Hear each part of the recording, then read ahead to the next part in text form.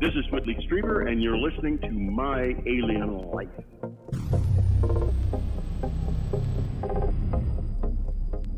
Well, I thought it was just normal behavior, I guess, because that's what I was born into. It was normal for me, but at the same time, I was always afraid on the picket line, really.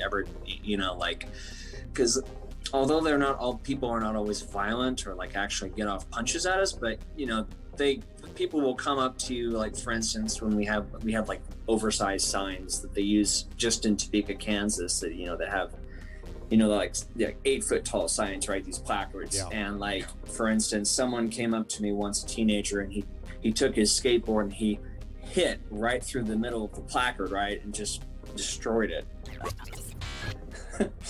And, that kind of violence and stuff, that set me up for having social anxiety later in life, which is something that I had to face down and do battle with. And eventually, I think I successfully overcame as I became socialized after leaving Westboro and seeing how people really are and, learning to live peaceably with them. My Alien Life is recorded high atop the Northern Rocky Mountains and is heard all over the world, and you can listen everywhere fine podcasts are found. My website is www.myalienlifepodcast.com. There you'll find links to every episode, stories, photos, and much more. I'm your host, Cam Logan. This is My Alien Life, and the podcast starts right now. My Alien Life Podcast.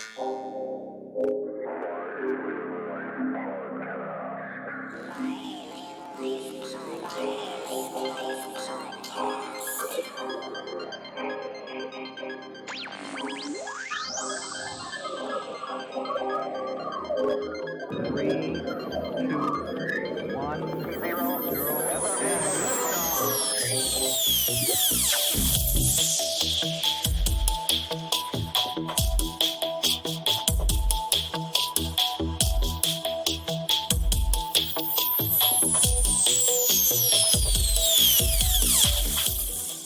My guest tonight has been subjected to controversy by almost every direction imaginable, and if you feel you were treated cruelly by other kids growing up, Zach will put that in perspective quick. And Zach and I have a lot to talk about. Zach, I'd like to give our listeners a detailed portrait of your life, what your life is like now, what it was like then, during and after the Westboro Baptist Church. So thanks for being here. And by the way, thanks for being so open. You've been through a lot. And I can honestly say I definitely wouldn't have turned out as well as you have. When I first heard about the Westboro Baptist Church, I thought, I think I get it. And I thought that way back when, and I thought I understood the message, and I thought that you guys were trying to get guys like me to say, hey, God loves everybody, and he forgives everybody. He doesn't hate anyone. But I don't think I really got that. So, tell us about that, and if you would, tell us about your life and who you are. Hi, my name is Zach Phelps-Roper, and I am 30 years old. I'm a former member of the Westboro Baptist Church. I left them about 7 years ago, and since then I have embraced a philosophy of unconditional love for all living beings. I am very grateful to be here to be able to talk about my journey and experiences, and to maybe be an inspiration to other people. I've heard a lot of people have found inspiration or something good from my story, from my experiences. I hope that I'm able to help somebody with my words. So let's go back 30 years. I know you don't remember even 29 years ago, but what was the church like 30 years ago, and what was it like by the time you were maybe 10 years old? Okay. So the church is at least about 60 years old, I would say. That was when my grandfather first started taking the control of it, I should say. So about halfway through its life so far, I was born in 1991 to my parents, Brent and Shirley Phelps-Roper. And back then, when I was first born, they only had just started the picketing ministry. they started that because there was an incident at Gage Park in Topeka, Kansas, where that's their home base, I should say, a few blocks from Gage Park. And when my grandfather was in the park one day with one of my older siblings on a bike ride, a man was trying to persuade my older sibling to come into the bushes. It was a 5-year-old boy at the time. And my grandfather was obviously very concerned.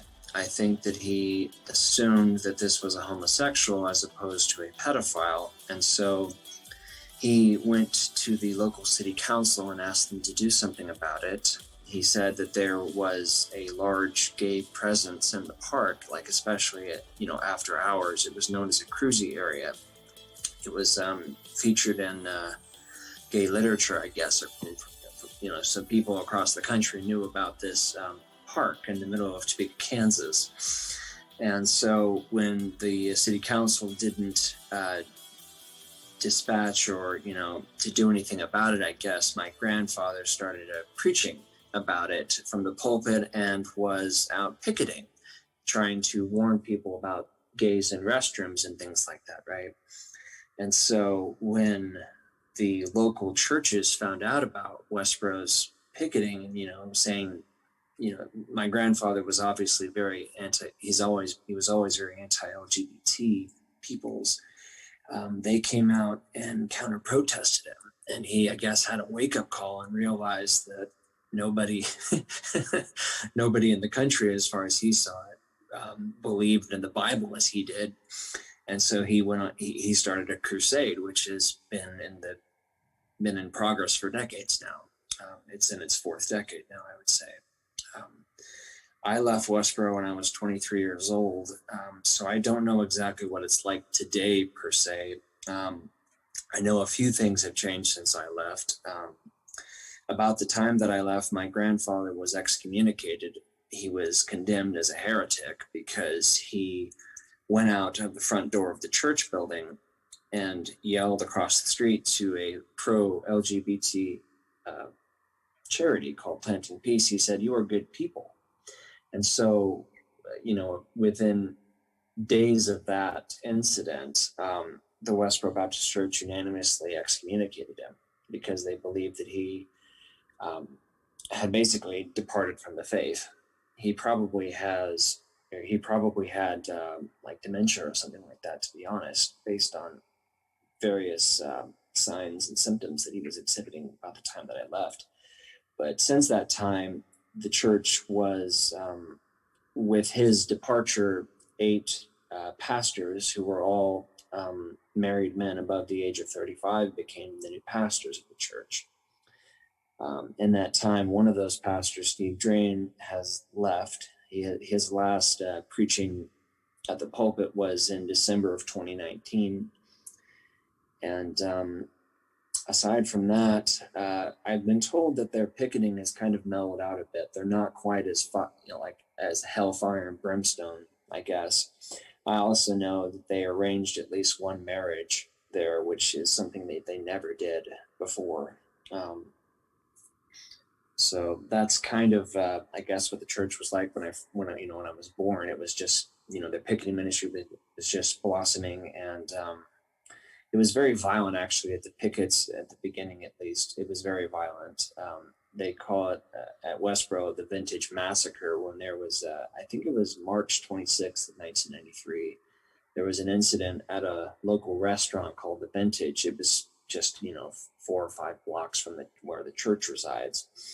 And several, bouncers, I guess, from local nightclubs and things, perhaps even like strip clubs, came out to the Vintage restaurant, which was owned by a judge named Jerry Berger. And they came out and put several members of the church in the hospital. It was a very violent confrontation, from my understanding. Yeah, since that time, Westboro hasn't experienced, I think, quite as much violence like that. Topeka, Kansas has definitely mellowed out since then. But I guess that's kind of a brief history of Westboro, very brief. You had mentioned that, I guess my question is, Was there anything like Westboro Baptist Church 30 years ago, even in Topeka, Kansas, in that part of the Midwest? Was there any other church that your grandfather tried to emulate, or was that church, and is that church totally unique? Do you know of any other church like it? Yes. Since leaving Westboro, I have heard of a few places, a few churches that seem very similar to Westboro. They might not come out and actually pick it, but they still believe a lot of the same stuff. I remember meeting or going to a church meeting a few months after leaving Westboro that was in Missouri. But as far as my grandfather was concerned, there was only one other church that he thought might have been preaching the gospel as he saw it. It was run by I think a good friend of his named Stan Judd. It was a church in Indianapolis, Indiana. I remember visiting them once, actually. We were picketing outside of some kind of a football game, I think. Shortly though, I think around the early 2000s, probably, Westboro decided to cut contact with them because apparently they were allowing their women to cut their hair there. And I guess maybe do other things like that Westboro just doesn't find kosher at all. They cite, certain scriptures where they say that women are supposed to have long hair because it shows the glory of God to the angels or something like that. I think it's in one of the writings of Paul in the New Testament. But yeah, they don't really, they're an independent church. They're their own thing. And they don't really believe that there's any other church that they know of that's preaching as they are. They're of the mind, like when, in the Bible, it talks about the flood and Noah's ark. They believe that the church is made up of very few people. Just like there were only 8 people that went onto Noah's ark, they believe that it could just be their church that is that shines the gospel and the glory of God and the Bible to the rest of the world. So they're not really seeing anyone else that believes as they do. So they probably don't think that there are many people going to heaven outside of their church in this day and age. And when they let somebody in, they're looking for certain individuals. I mean, you have to meet a pretty stiff criteria to be a member, right? Unlike some religious extremist groups, like, for instance, the FLDS Church, aka the Polygamous Mormons of Colorado City, Arizona, which isn't too far from where I live, actually. At Westboro, they actually will allow other people who weren't born into the church to become members. And you're right, it is very stiff criteria. They are looking for hardened, believers who will commit a great amount of their time and energy and really dedicate their life to the church and to ministering to the saints, as they call it, which in other words is, well, you have the picketing ministry, of course, you have the outward, what the outside world sees of the church, but then you also have the inward workings of the church. They have big families because they don't believe in birth control. And so they're constantly remodeling their houses and making them bigger, building new homes. From the time I was 10 years old to the time I left when I was 23, almost every year we were doing some kind of construction project. And they called that ministering to the saints, if you will.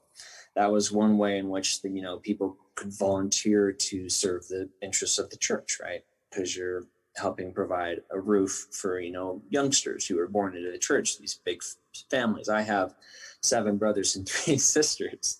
I'm the middle child of my mom's 11. So they definitely do have big families. And, but yeah, it's very interesting. They're very strict about who they would allow in. In fact, you have to win basically the consent of every member of the church. You have to win over everybody in order to really become a member, because everything that the church does in their inner workings, every decision has to be unanimous, because they call that as having the mind of Christ or Jesus, right, or God. And God is not divided. It's, he has, the certain, it's black and white, right? And if they are not acting as one body, then they are not acting with the will of God, because God is not, it doesn't have ifs, ands, or buts. He's decisive, and he knows what he's doing, right? And so they believe the same thing. So, but yeah, if you do happen to win over the people of the church through, picketing and, donating, 10%, or what they call it, tithing, right? 10% of your gross income to the church and, to the ministry, and also volunteering large amounts of time to picketing and, doing volunteer activities around, helping people within that community, then you will be baptized and also be able to partake in the Lord's Supper, which I guess in other words could be called like the Eucharist, or, where they have like eating the wine, the unleavened bread and stuff like that. So. So at 10 years old, were you out picketing? Yes. So what was that like? I mean, it had to be intimidating, but then again, I mean, you're just kind of going with the flow there. So did it feel somewhat natural, or was it supernatural?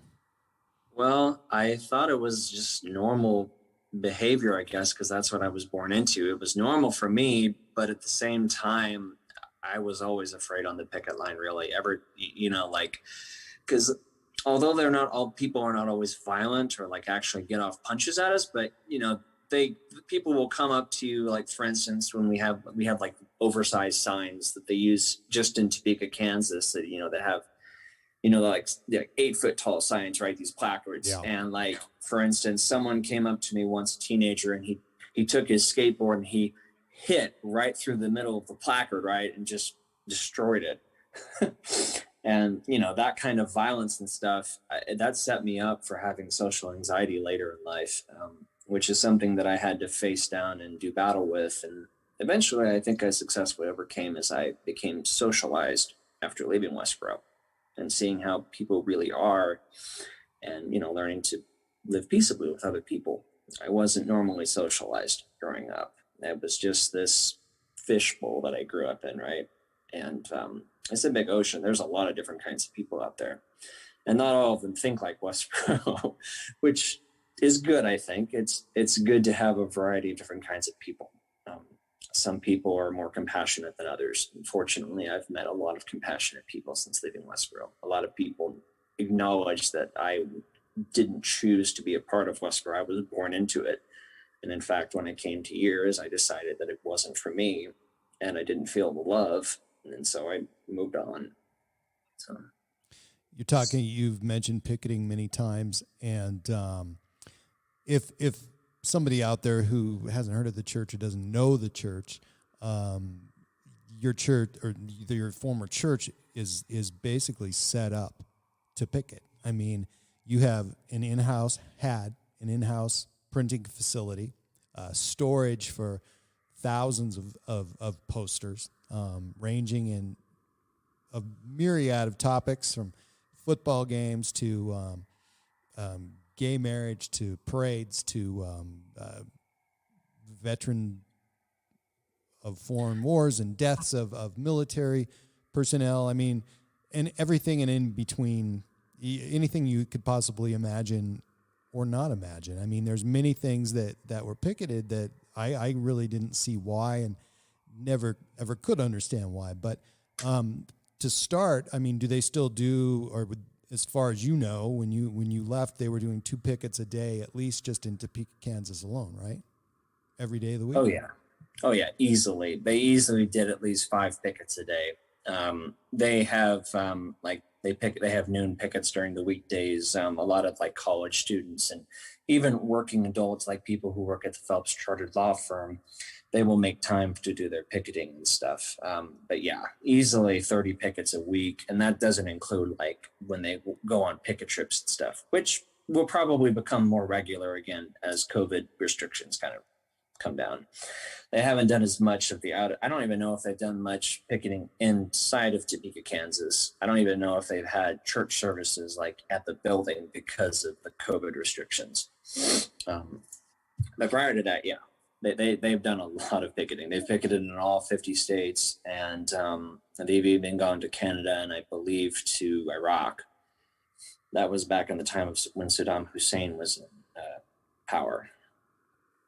So yeah, it's a lot of pickets. And they have their own team thousands. of artists there who create this artwork that you're displaying, or that you were displaying out on the streets. I've seen the inside of that on TV, and it's impressive. I mean, the whole thing to me is very, very impressive. It's confusing to me, really, but like I said, when we first started, I thought I really kind of got what they were trying to do, and I really didn't get that, because to me, I thought, they were trying to challenge people to say, hey, no, God's great, and God's forgiving, and God is this. But that's not it, right? I mean, No. I doubt if they would disagree if somebody said that, but I mean, that wasn't the purpose. I mean, to me, I thought they were trying to, put this big question mark, hang it in the air, and let people kind of make their own decision. But no, it really wasn't that. Yeah, they don't even believe that God loves everyone. Right. And I finally got that part. Yeah. My dad wrote he wrote a document called "God Loves Everyone: The Greatest Lie Ever Told," and I think he pulled together like 1,000 Bible verses that like contradict that, because the Bible does have a lot of talk about the wrath of God. Sure it does, yeah. And just like, there's a lot of genocide in the Old Testament with, when it talks about God saying, go and slay all these Canaanites, the 7 tribes of Canaan, which is now, that's the promised land of, Abraham, Isaac, and Jacob to their descendants. But yeah, like I will say this, they don't sugarcoat the Bible. They do have there's a lot of evidence for their beliefs in the Bible, but the bigger question I have is the Bible itself really evidence, or is it just a claim that people accept without really questioning it much? Not trying to doubt the faith of any, to trash anyone's beliefs or anything like that. But, if they're going to devote their lives to this stuff, they should be able to answer hard questions like that. Well, there's a lot of, the Bible, you could say it's handpicked. As far as what's in there, because obviously there was people were prolific back then. There were the writers, there were the narrators and the storytellers, and what was put in the Bible was just a fraction of what was going on at that particular time. And I'm talking about the New Testament, not talking about since the beginning of man, but so yeah, and of course, as Christians as we are in America, we have faiths that don't resemble Christianity at all, and then we have offshoots of Christianity. So it takes on many different forms. So did you ever notice that? As a kid, did you see other Christians? You kind of grew up in the Bible Belt, and there's a lot of massive churches. They're huge. If you gone to Tulsa, Oklahoma, and seen the churches that they have there, it's impressive. And then, you were part of this congregation that was fairly small. I don't know what it would have been like when you left and how many people there, but was it less than 100? They've always had about 70 members there. Even with new people being born into it and, new people joining, there are always people leaving as well. It's kind of like a revolving door, I guess. Since I've left, there have been roughly one person leaving every year. Since then, that sounds about typical, actually. Usually that's young people who are like, turning 18 years old and deciding that it's just not for them. About half the people who have been born into Westboro since I was there, since I was born, about half of them have stayed and half have gone. So, yeah. But yeah, like you said, it's in the Bible Belt. Yeah, Westboro is totally independent, and they would condemn pretty much any other Christian as just, they would call everyone else false Christians. Because if you don't believe as they do, you're not a real Christian in their eyes.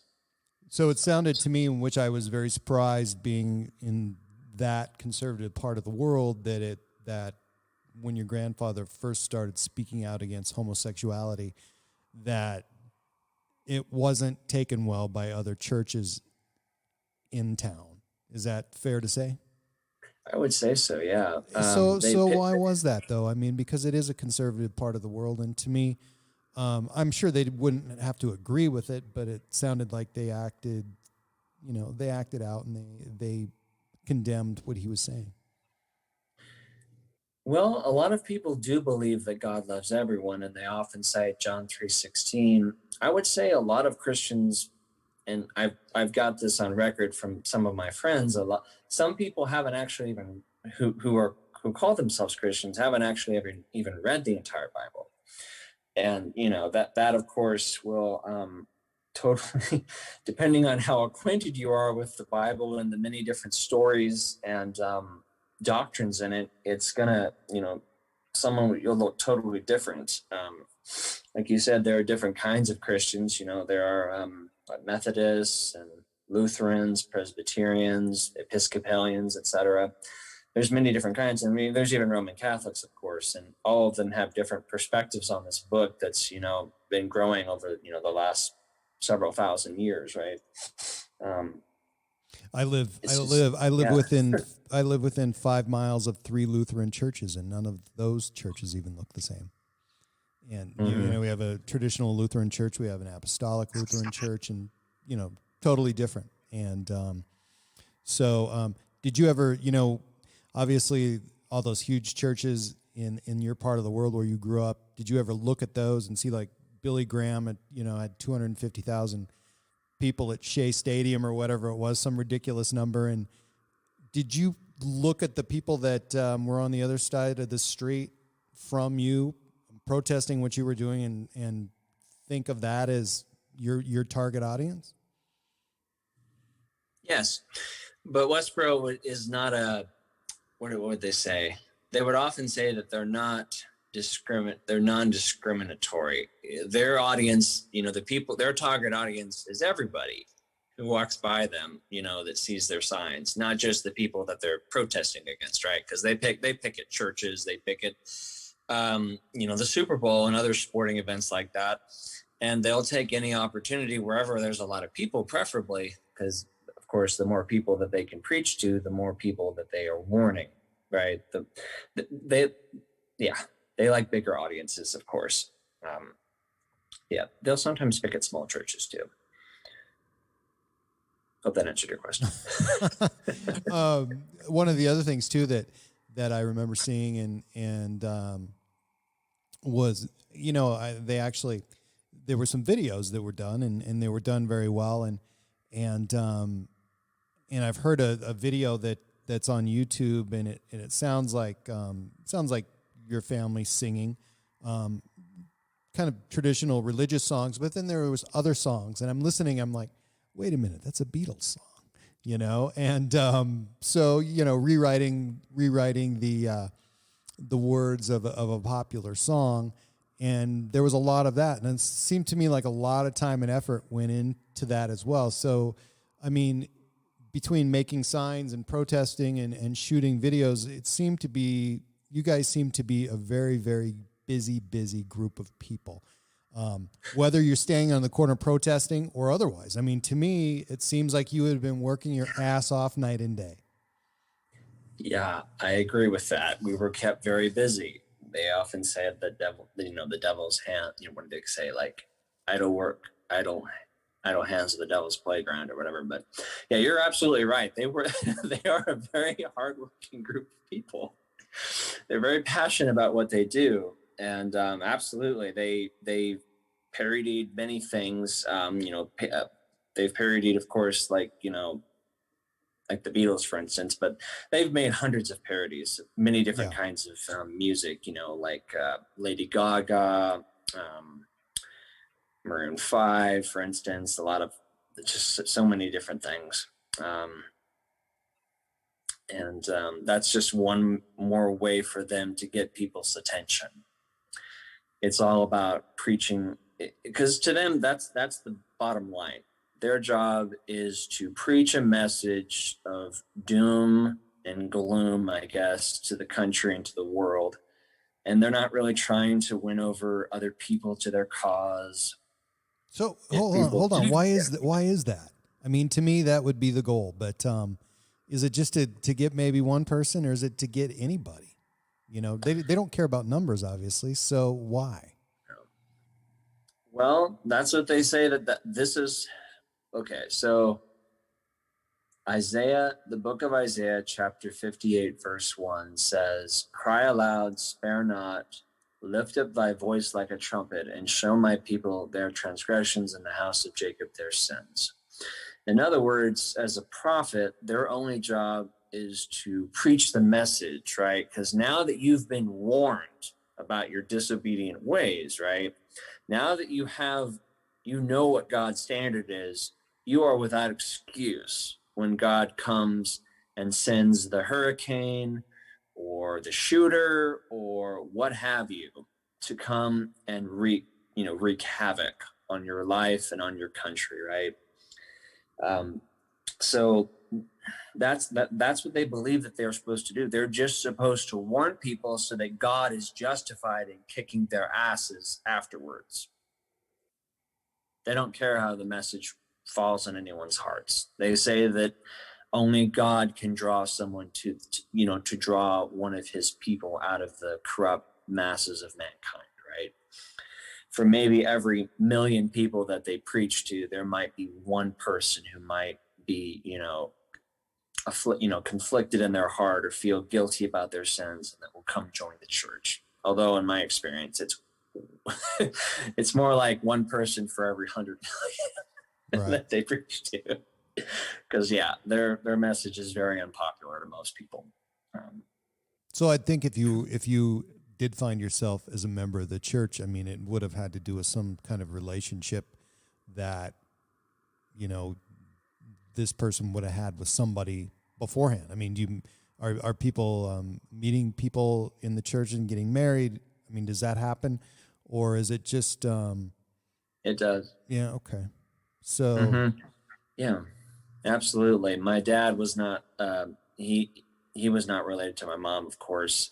They don't have incest at Westboro. Yeah. People often say that about them, but they don't practice incest. That's one of the things that God says you shouldn't do in the book of Leviticus.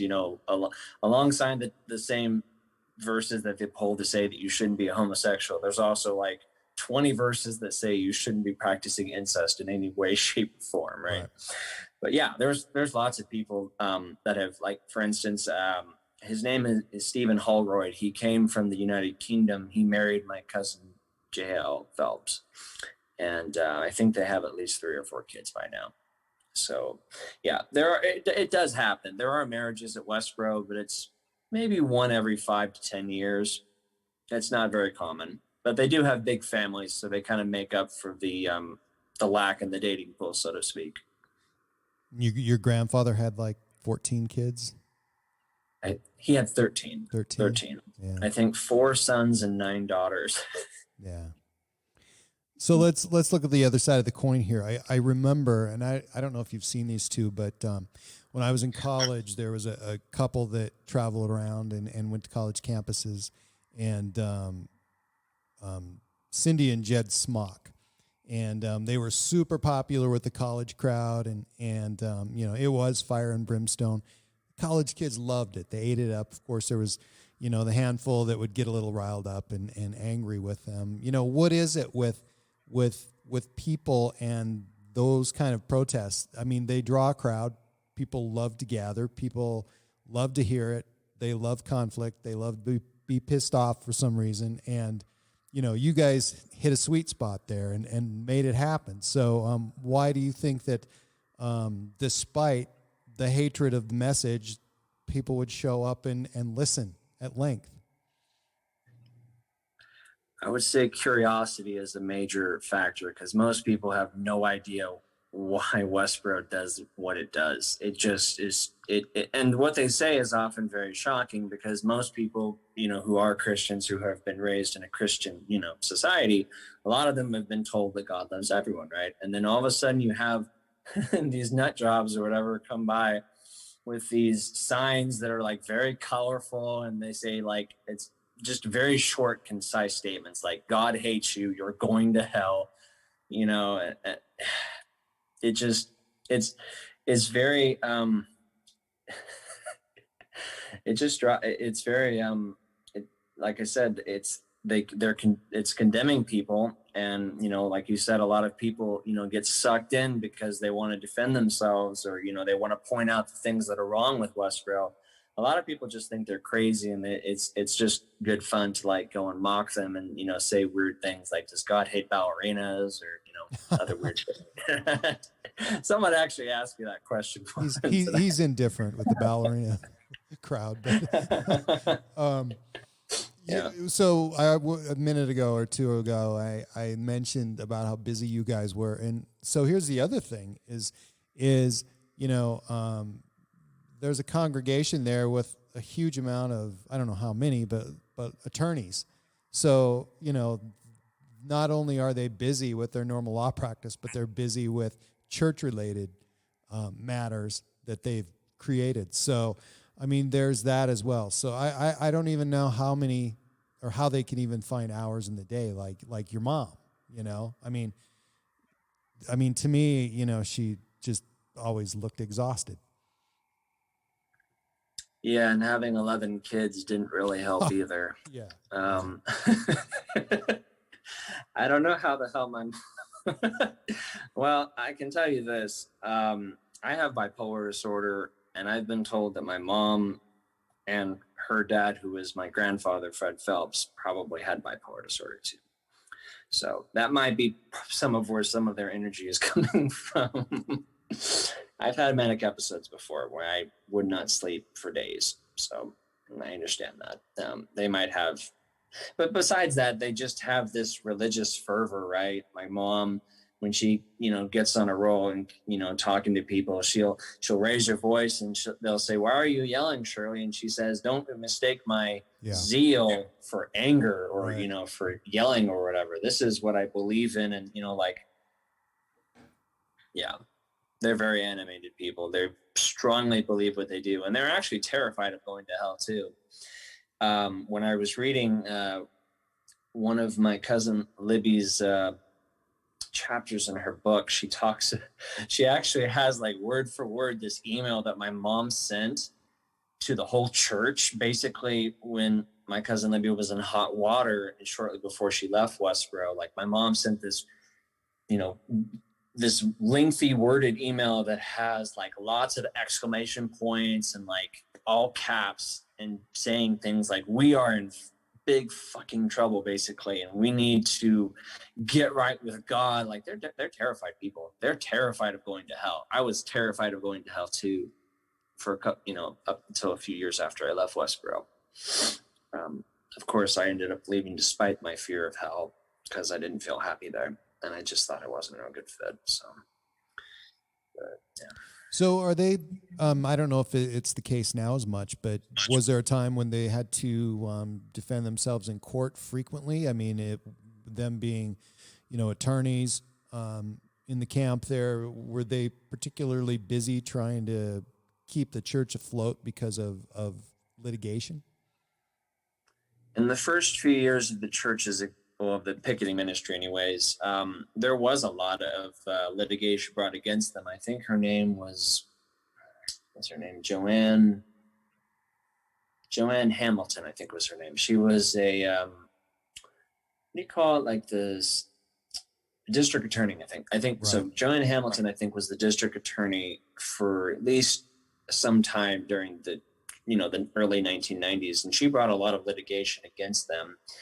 But I would say that they had a few cases, I think, that were big, but they often would say that, you know, if they, like, if they sued every person that like threw something at them at the picket line, they would never be out of the courtroom. Right.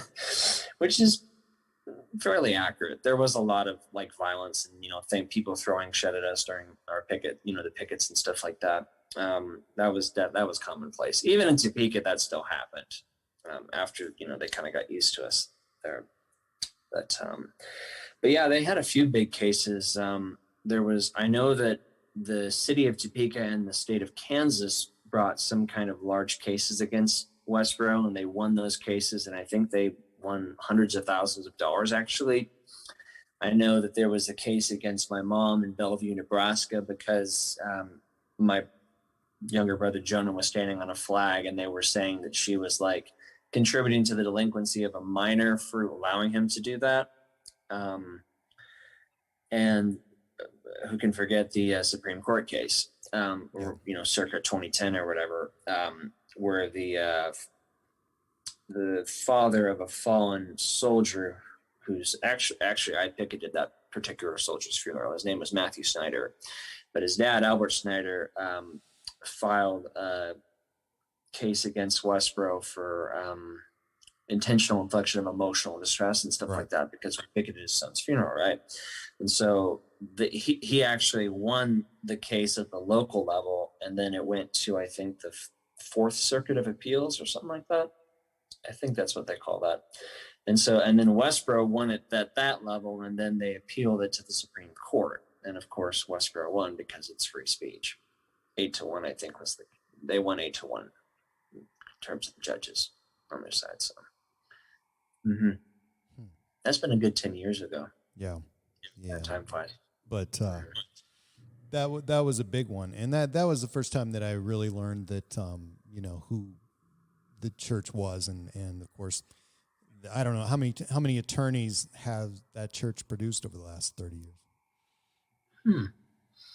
Well, besides my grandfather, I believe 11 of his 13 kids went to law school. Right. Some of those, not all 13 of his kids are still at the church. In fact, one of them is passed a couple years ago. My Uncle Mark passed away.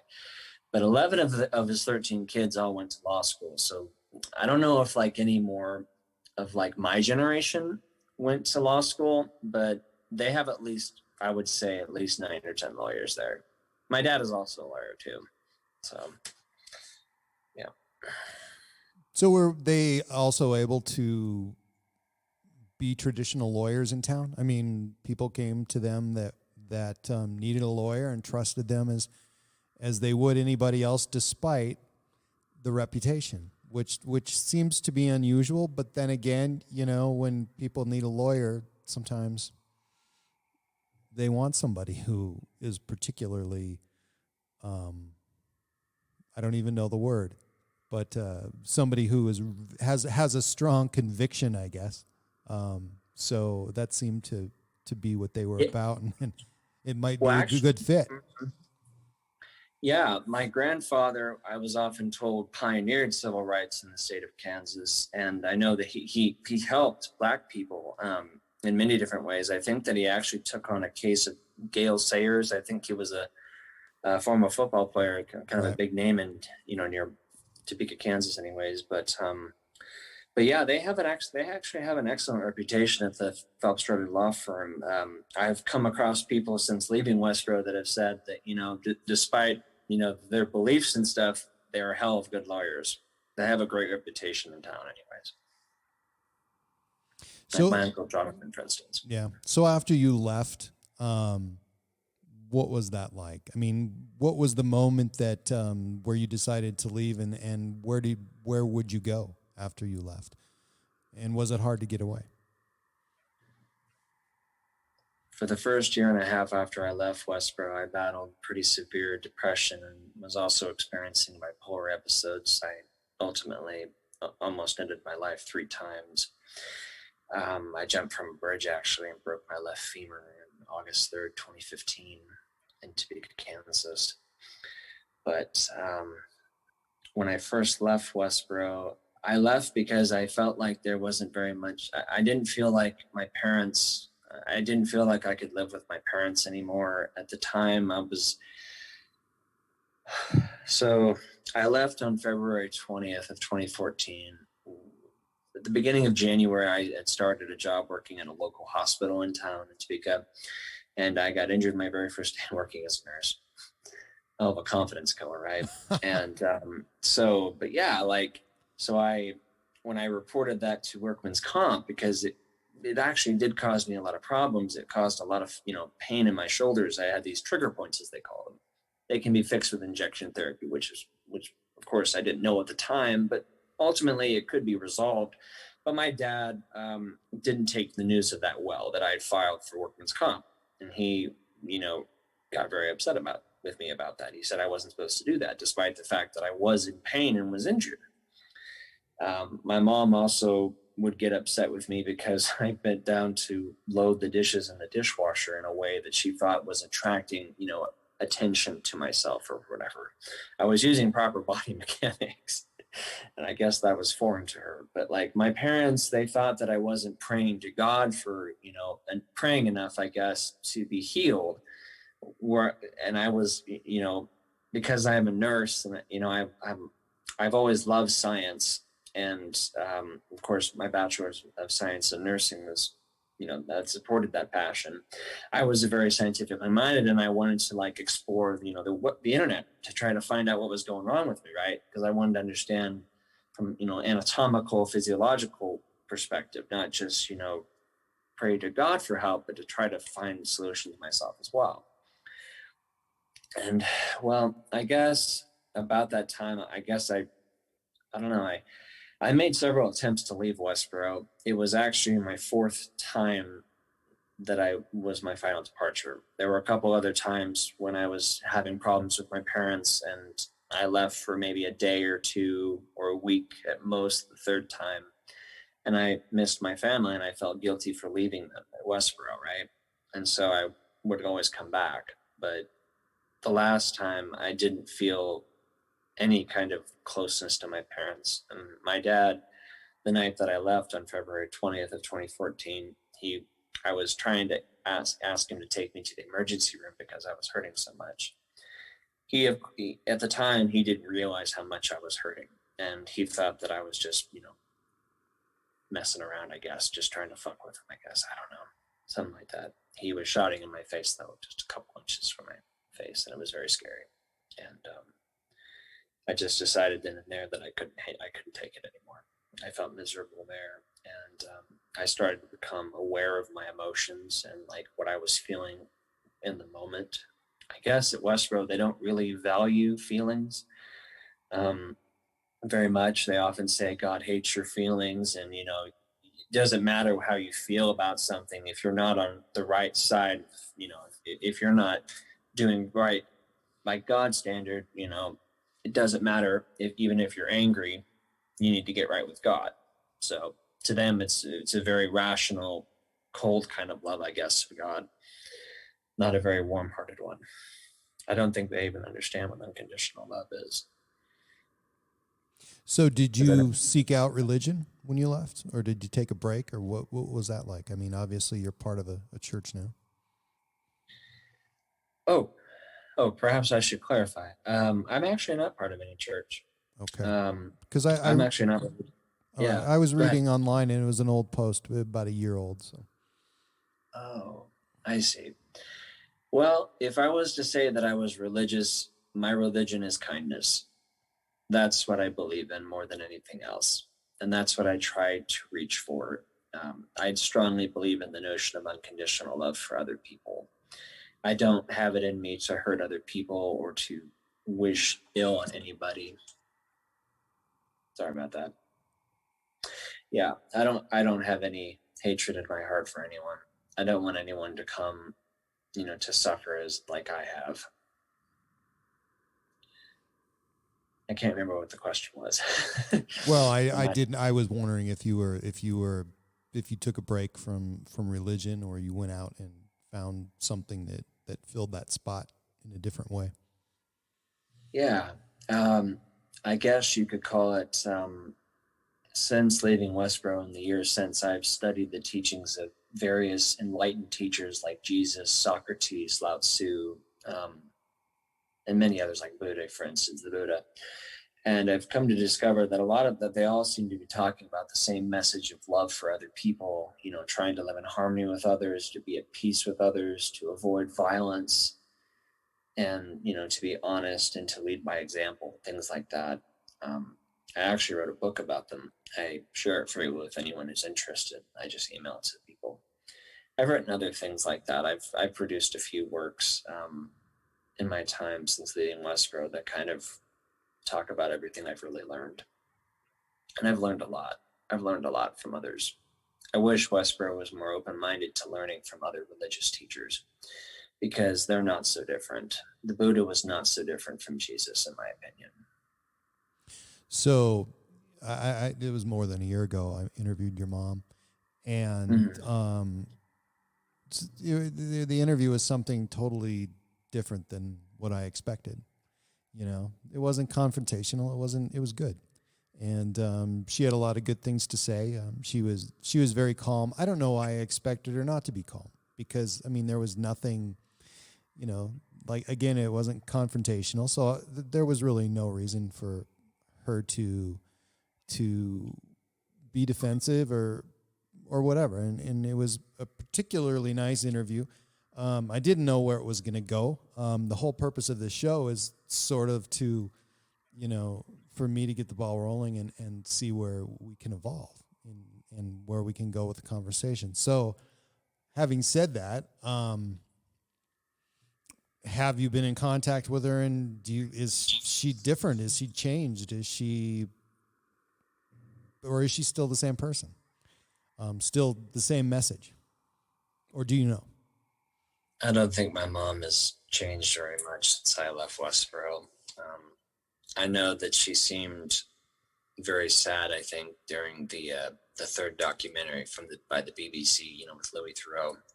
She was very tearful when she was talking about her children that were, you know, departed. She's lost 5 of her 11 children, so right. About half of them have gone to the ways of the outside world, right? But I think that I think that the only response that I received from my mother in any way was when my son Adam was born, my firstborn. And I just told her, you know, that, you know, you have a grandson and he, he's amazing. He looks beautiful. And like, she didn't even say thank you for the message or anything. She just said, you know, you need to raise him in the nurture and admonition of the Lord. And just kind of like, it was just kind of cold. It was a very cold kind of motherly love, I guess. But she thinks I'm going to hell, so she has to warn me. And she wants me to, you know, to treat my son good. So yeah. Wow. That was over 4 years ago. I haven't gotten a response from her since. Wow. You know, one of the things, you know, that I always battle with is I shouldn't say battle. There's always this question that people ask me, and it has to do with religion.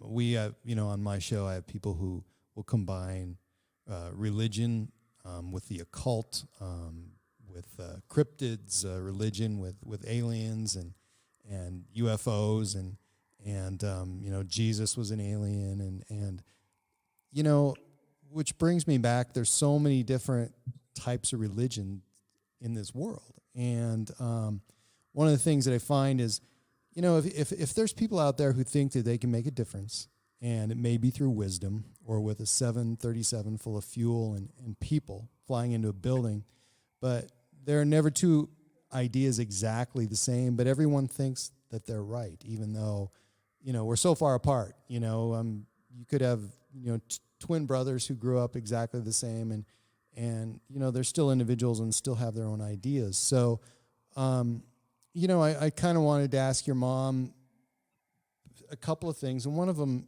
you know, is why this happens and why we're so different. And that doesn't seem so unusual to me, but when you have this disparity in religion, which is so important to some people, and then they add all these different elements. For example, I asked your mom, you know, so I said, Shirley, why do you think the universe is so huge? You know, to me, that's a real question, because it doesn't make sense to me, but it does when you consider the math and physics, but it's hard to make sense of why it is what it is. So does it ever confuse you, you know, why things are the way they are? I mean, why we're so far apart on the page. You probably have never met anybody who is exactly like you, and you never will. And we're all so different, yet we're, you know, when we try to make sense of a religion, but we throw all these other elements in there, and by the hundreds of thousands and millions of different people who do that, where does it take us as far as finding common ground? It really hasn't, and we've been here a long time. What's your thought? That's a long, weird question, but I think I have an idea of how to answer it. So, in my research and studies into humanity, religion, and many different areas of knowledge, I came across a developmental psychology topic called spiral dynamics. And I actually wrote a 150-page report on it and found it absolutely fascinating. And it talked about how people have different value systems, and as they grow and mature and hopefully become wiser, people go through these different value systems where they, for instance, in the first stage, beige, they can be very, self-interested and, perhaps even, like completely self-centered, right? And then there are the value systems where people are more like collectivists, right? They're more self-sacrificing, willing to think about the interests of others.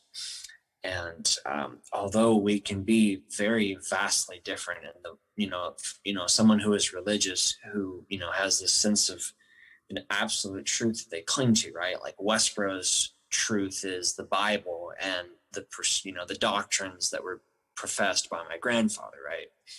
But then you've also got like Muslims who read the Quran, and they also have that same religious fervor and the concern for truth and honesty, right? And being decent to other people. And it was so cool because it's just as like the Buddha looks different on the surface from someone like Jesus, they were actually remarkably similar, because people are very similar when you get down to the value system beneath the appearance, right? Or the veneer of their belief system.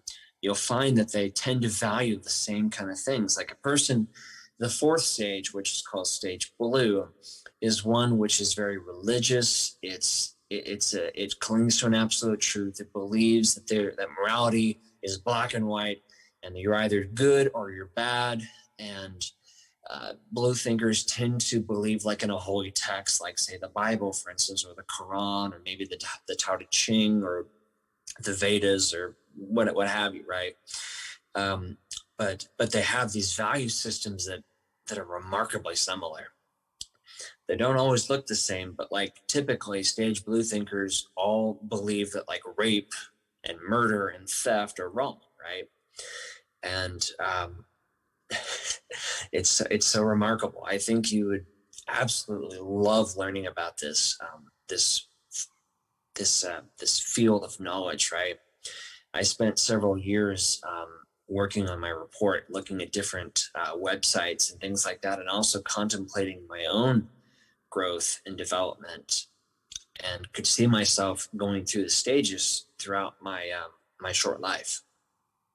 I think it's absolutely amazing. And I think it could be a tool for world peace, actually, because each of these different stages of our development they're not good or bad, right?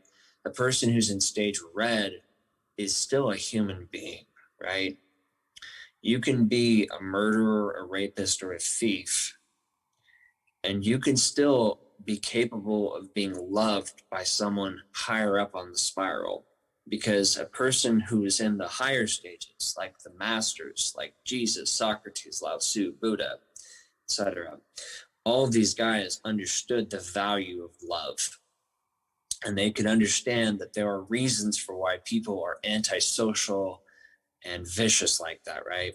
I'm not saying that we should say that murder, rape, or theft are good things, but I don't think that it serves anyone to hate the people of those value systems, because red thinkers have the emotional maturity of like an 8-year-old, right? Our prison systems are full of stage red thinkers who, are about power and dominance, force, violence, to get their way, right? That's red.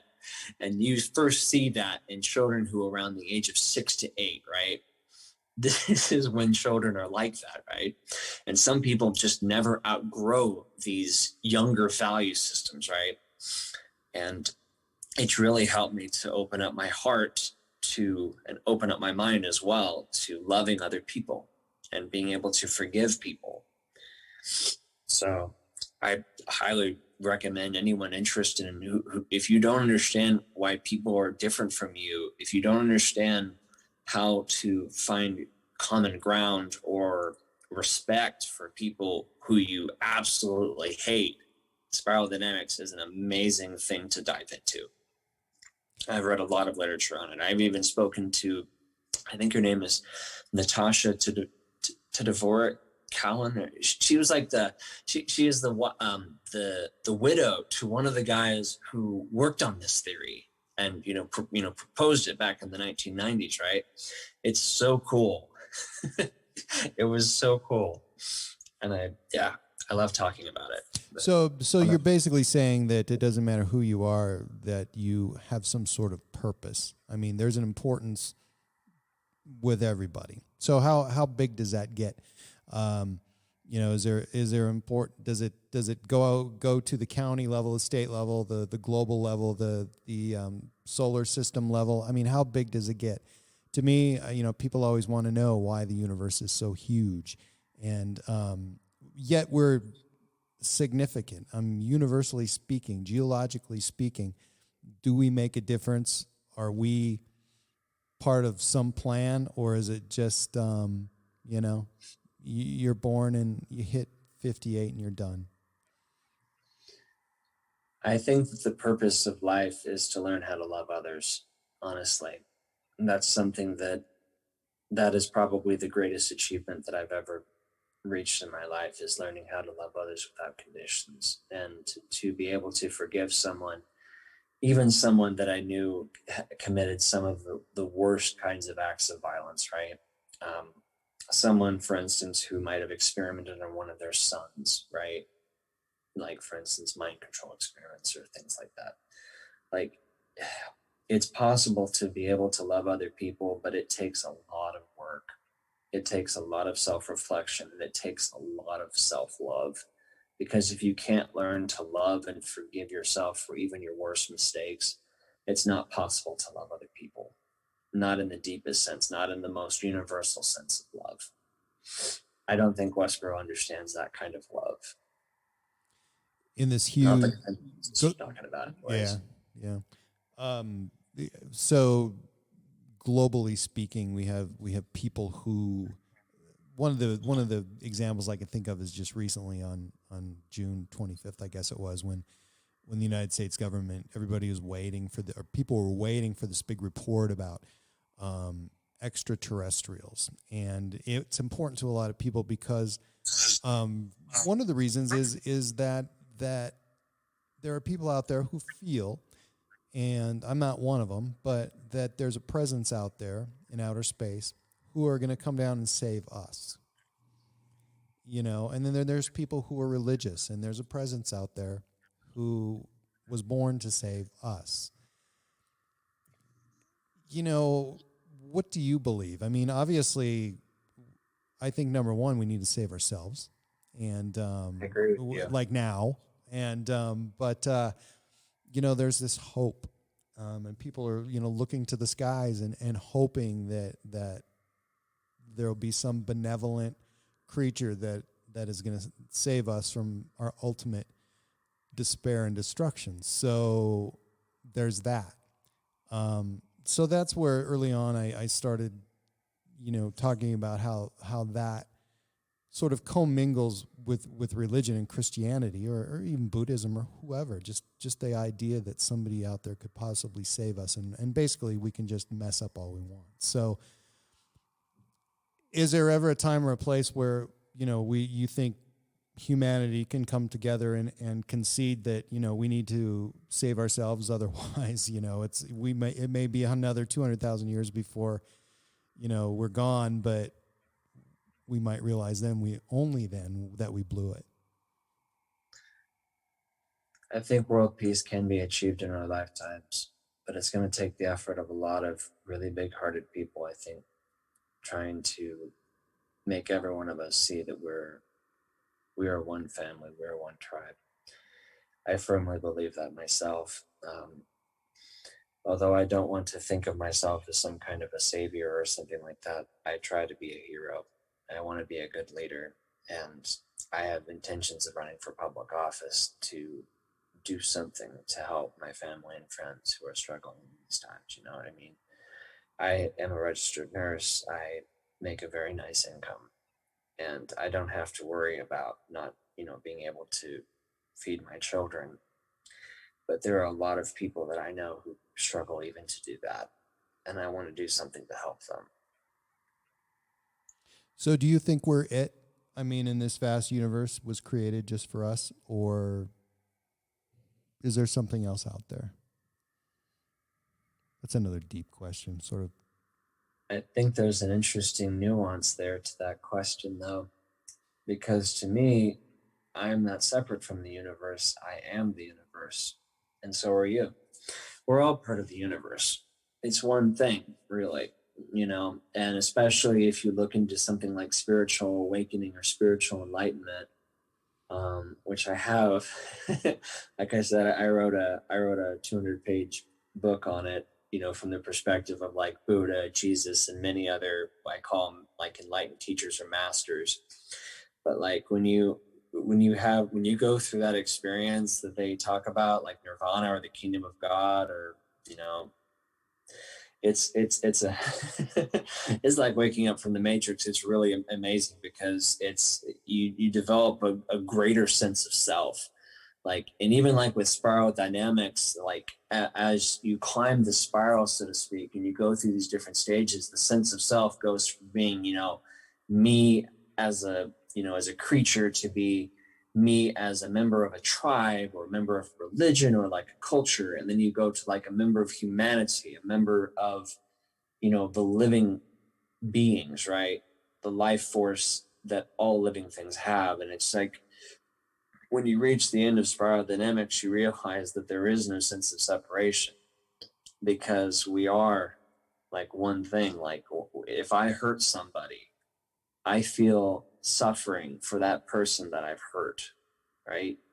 Because I don't see any distinction, because when they suffer, I suffer too, because I realize that I've hurt somebody and I care about everyone. And so, yeah, it's, I don't think Westboro has come even close to understanding what that feels like. Jesus, like when he was on the cross, he was saying, Father, forgive them, for they know not what they do. He was forgiving the people who were crucifying him and who were, beating him to death. I don't know that Westboro has that kind of love for other people. I don't think that they're capable of that just yet. I mean, my mom will call people simple sluts on the picket line that she doesn't know from anyone else. Like, these teenagers going to a Lady Gaga concert. She says, God hates you. You're a simple slut because you're going into a Lady Gaga concert. You don't know this person. You don't even know their names, much less what their sex lives are like, or, you know what I mean? Like, it just, there's such a disconnect there. It doesn't feel like a loving thing when they do that. And one of the other things too, and I talked about this before, is that really hits people wrong sometimes. And to me, it doesn't. It just, stuff like that always just bounces off me because, I may not know that person who just threw that insult at me, and it kind of goes both ways. So, there's that. And to me, I always wonder why, especially during this last election, is like, to me, I was like, why does this bother, these things? And I'm not talking about any particular party, but why does this bother people so much? When it doesn't have to do with anything that you did personally or I did personally, but it's so hugely bothersome. And like you said something very interesting. We're all part of the universe, in the same universe. And, it's true. So, from that supernova a billion years ago, that threw out this material that somehow became us. And really, that supernova doesn't recognize us as anything, but we're only here to recognize each other because of that. You know, it's an amazing thing. And the other thing you mentioned, you said the word matrix, and there are people, you know, who wake up, and I said it this morning. I was like, this cannot be happening, you know, and on my way to work. And that's the part, you know, that we don't understand. Like, why? I mean, it's just, there's expectations out there of how our day should be, of how our life should be, how our neighbors should be. And if it doesn't work out, it didn't work out because of some reason that's beyond my control. And yes, that happens, but a lot of it is beyond, or is, you know, within my control. So, how do we make that happen, Zach? I mean, it's amazing to me that 8 out of 10 people might have 5 out of 10 of the same problems, but yet we just feel we're so different from one another, and so it's somebody else's fault. So, you know, I just don't even see how to get on the same page, but I think you're in the ballpark. But, you know, how do you do it? It's not even a fair question. We haven't understood each other because we haven't communicated with each other. And we haven't communicated with each other because we don't think that the other person is worth listening to. That kind of closed-mindedness is what I experienced when I was at Westboro. And of course, they don't listen to anyone else's perspectives but their own. And ultimately, I think that's not a tool for evolution, for self-growth, and for even self-actualization work. Because if you never come out of your comfort zone, if you never pursue your life purpose, you know, that takes the best of you, right? We're all here to contribute something, I think. We all have a purpose, a unique purpose, I think, to making our family happier, right? I think that we have to be able to communicate with each other and listen to each other. If I've learned anything since leaving Westboro, is that everybody can teach me something. There are 100 things, literally at least 100 things that I can learn from you or anyone else. And I often say that to people because I want to learn from other people.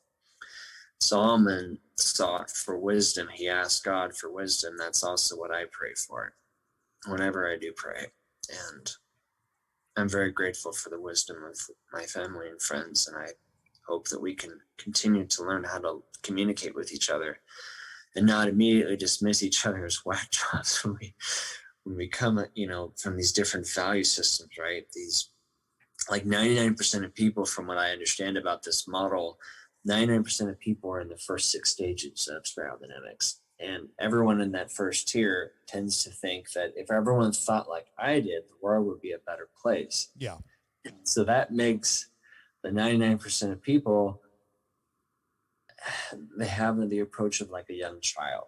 A child will say, my mom and dad taught me that this is the way things are, so it must be true, right? And, you know, we often stop growing up the spiral when we become young adults. And most people remain at whatever stage they were at when they, you know, reach the age of 20, 24 years old, right? Most people don't really want to question their beliefs. They want to look for evidence that supports them. And ultimately, I think that holds people back. Teach your children well, and if you need help, ask questions.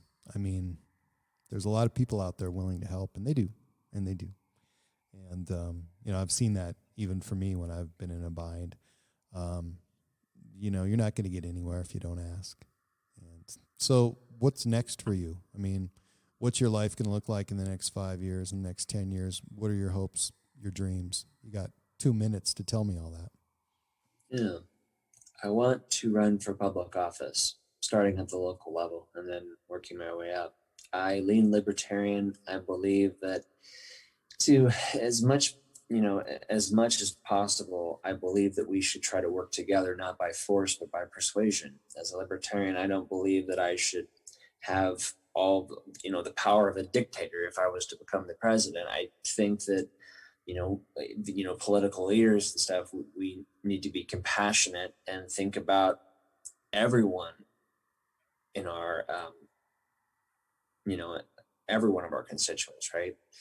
Because like I said, I love everyone.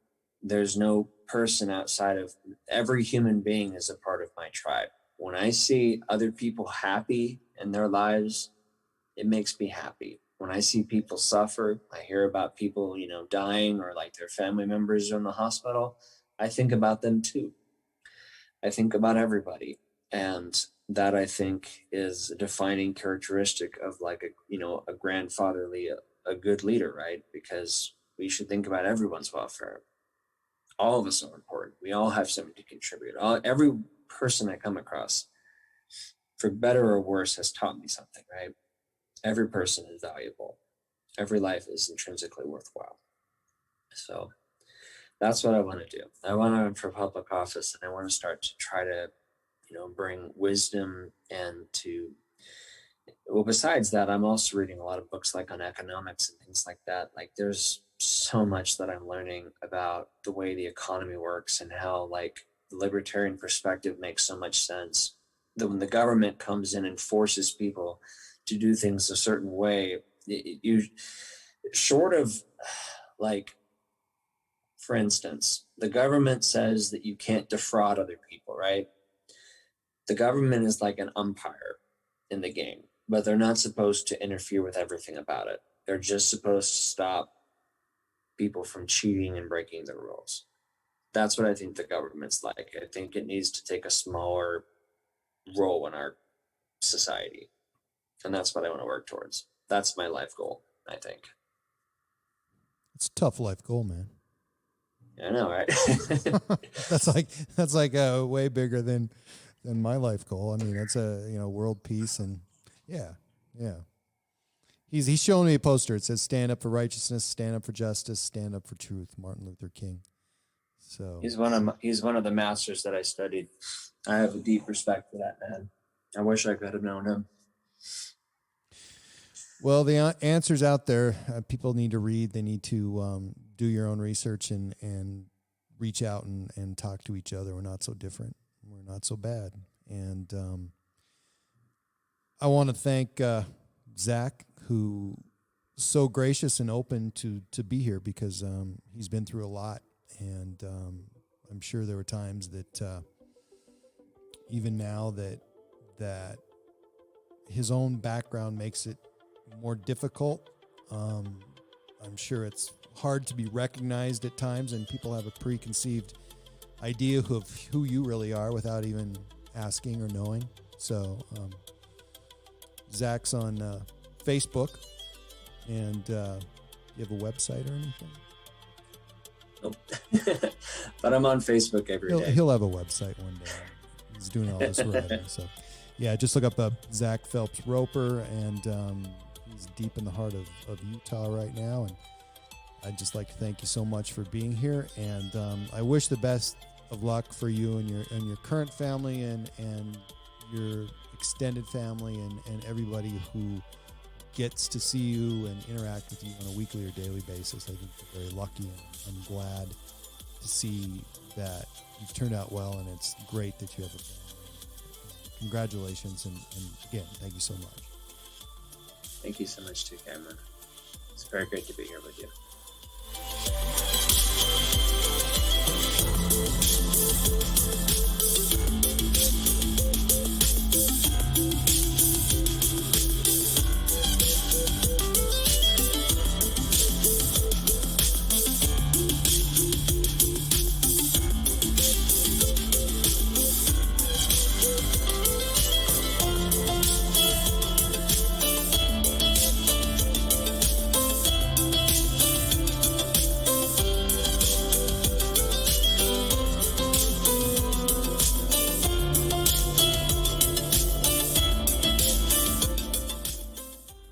can find my website at www.myalienlifepodcast.com, and please subscribe to my latest downloads at iTunes, Spotify, Stitcher, and at podbean.com. And please follow me and like me on Facebook and Twitter.